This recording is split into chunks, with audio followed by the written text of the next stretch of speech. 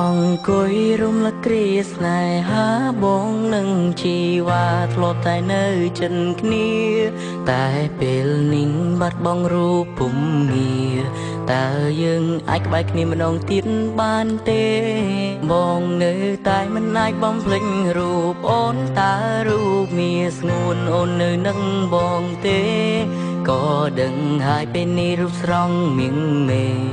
អូនមានគេដើម្បីបងភ្លេចរូបបងពេលដែលយើងចាប់ផ្ដើមស្នេហាបងនឹងរៀមរាដូចជាមាននិស្ស័យតែពេលនោះចិត្តពួកយើងនៅក្មេងខ្ចីចិត្តអើយចង់រៃប្រឡ័យស្នេហ៍យើងទាំងពី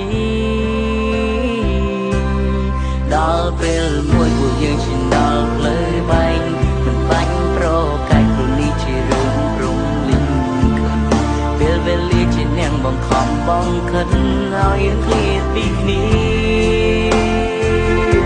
ក៏ដឹងហើយថារូបអូនមិនអាចត្រឡប់ក៏ព្រោះពេលនេះស្នេហាតែឈានដល់ផ្លូវបាញ់ចំ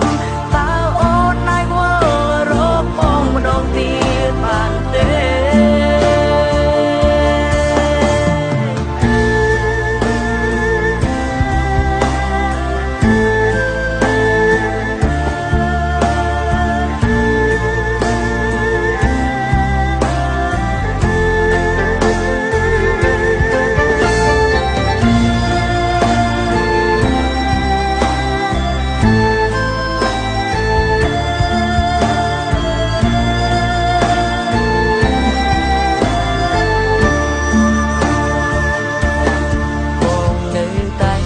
បំភ្លេចរូបអូនតើរូបមាសស្ងួនអូននៅនឹងបងទេ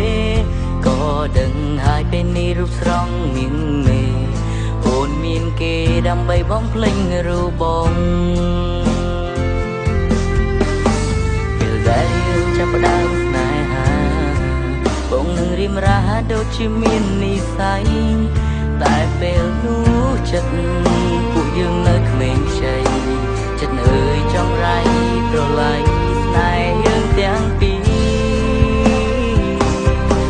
ដល់ពេលមួយពួកយើងឈានដល់ផ្លូវបែកមិនបាច់ប្រកាច់ព្រោះនេះជារឿងព្រំលិញ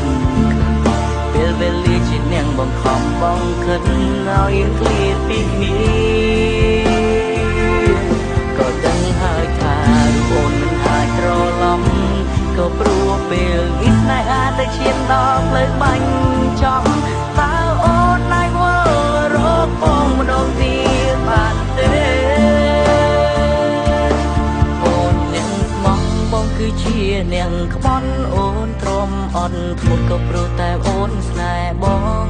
ដល់ពេលនេះទើបបងដឹងរឿងខុសឆ្គងដែលបងធ្លាប់រំលងអូនពីមុន